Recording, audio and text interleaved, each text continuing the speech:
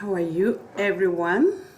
I want to jump in a little bit and talk about something that I think happened this weekend and how my eyes were opened to something new.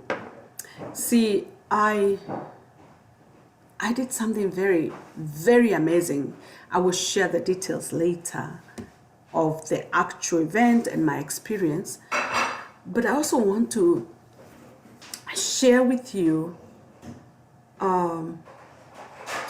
my thoughts on why I did it and why I hadn't done it.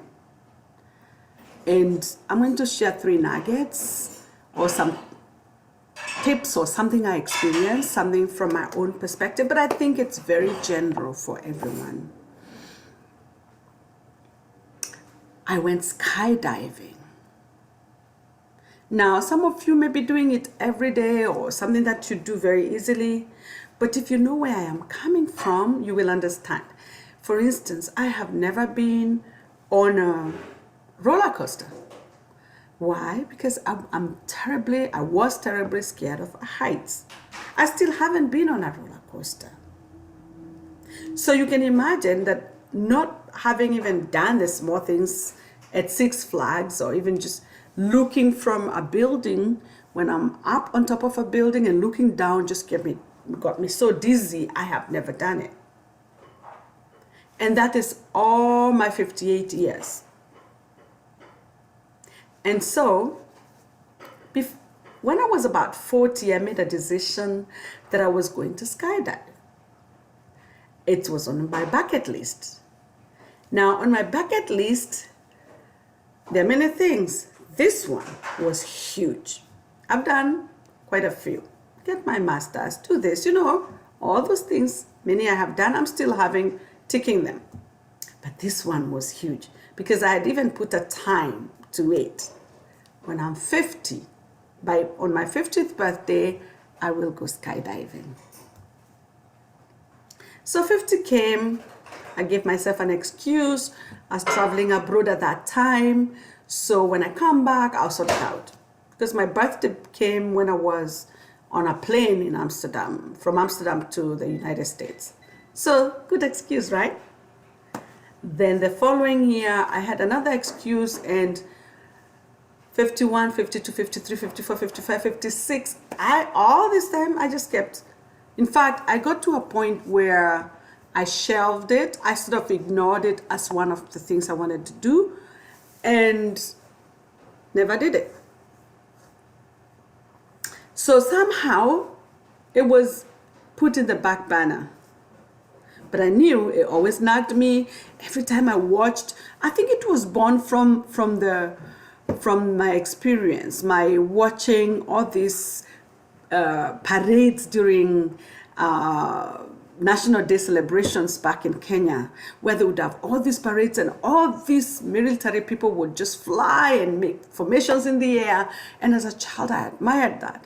And then, of course, the movies don't help much because I see people skydiving, and I just liked the thrill. I thought it was beautiful. But the thrill person died. That person over the years started giving excuses. Oh, I'm too old to do that. Or it's no longer a necessity. It's not a priority. And just like all the dreams that we kill in our lives many times, that one was one of them that was going to be buried with me until my reinvention journey started. And that bug started happening. And so this year, I'm not really sure what was the reason that I ended up doing it or what provoked the actual move. But I suspect it's that this particular month, because I celebrate my birthday on Saturday, the 27th, I think I celebrated so many things. I was doing so many things in lieu of my birthday, in preparation for my birthday. And I involved so many people, so I had accountability. And I did mention some of this stuff to my classes. For those that don't know, I coach on reinvention and boldness.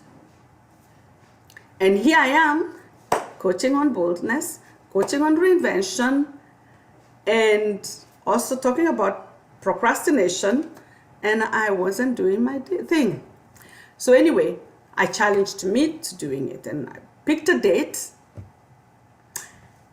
talked to my son, and I said, okay, I'm going skydiving. Do you want to come with me? I did speak to other girls, my friends, if they wanted to come, and one said yes, another one said, hell no. Anyway, in the end,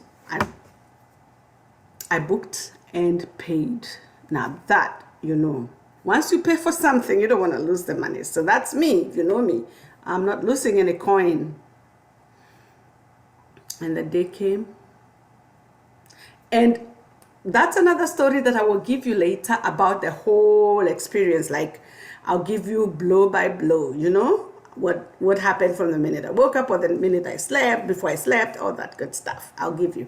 But this particular one, I want to talk to you about why people procrastinate. Because that's what it was.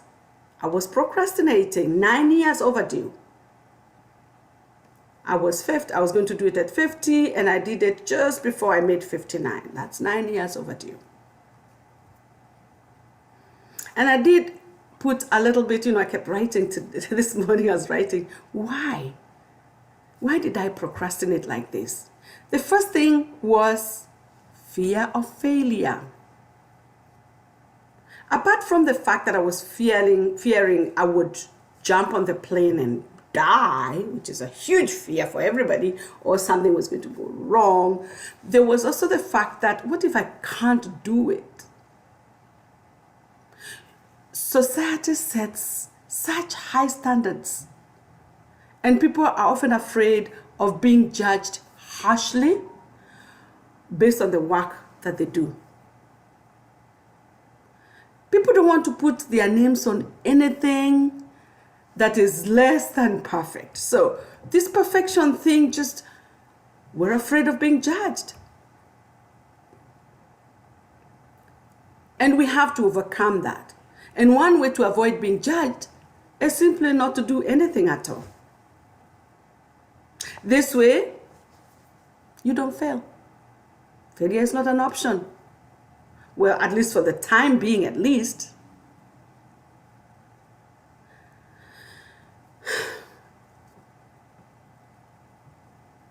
I know that procrastination can be comforting when the fear of failure is present. It can be very comforting. It serves as a protection because it guards you against the possibility, just the possibility of actual failure.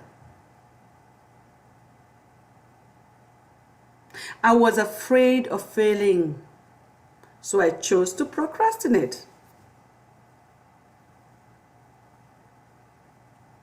But if you think about it, it set me up for failure because I failed to do what I wanted to do in life, something I wanted to do. So in that way, procrastination became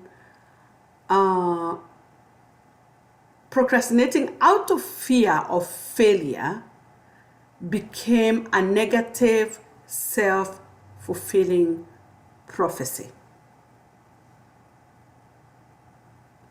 You get used to avoiding the risks.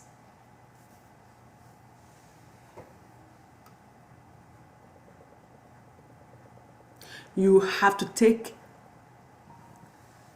actually it's a lot of work. It's a lot of work avoiding risks, right? Let me stop recording there and just see how this looks. Then let's see if I can.